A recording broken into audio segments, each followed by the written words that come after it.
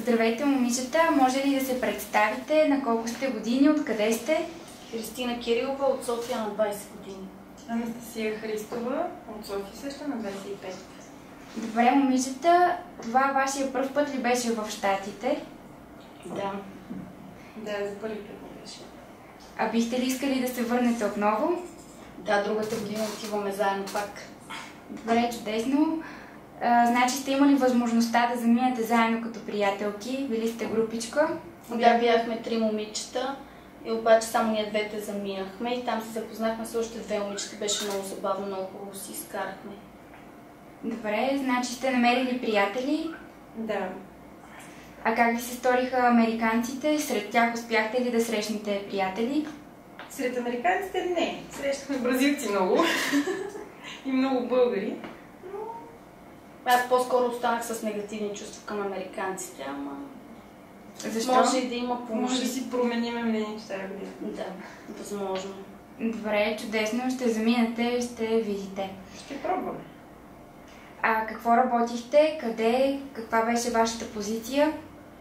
Парк Атендънт в един надуваем парк на Кейп Код. Намерихме си втора работа в ирландски ресторант и трета в почистваща фирма.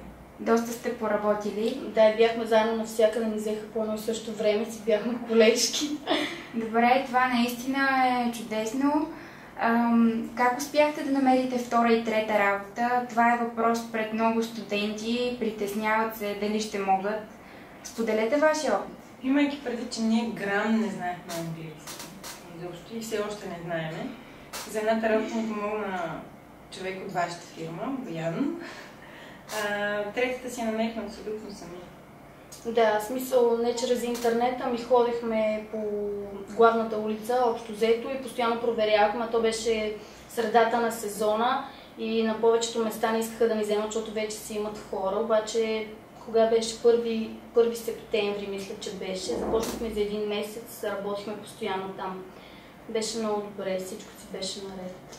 Значи не е невъзможно да се намери втора, дори и трета работа. Не, при добро желание ще става. Добре.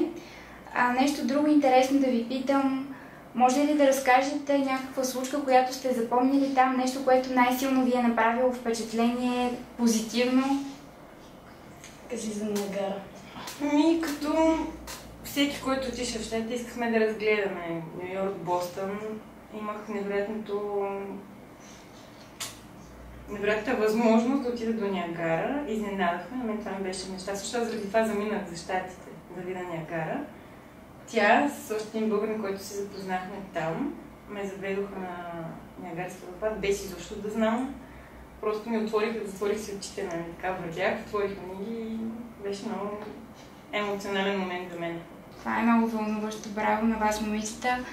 Програмата като цяло Work and Travel задоволи ли вашите очаквания?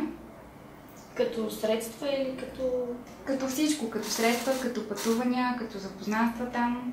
Ами аз тръгнах с много негативна нагласа по принцип, обаче всичко се оказа противоположното и средствата, смисъл всичко си беше наред. Много съм доволна и много неща видях, от които също съм доволна, но има и за другата година какво да се посети.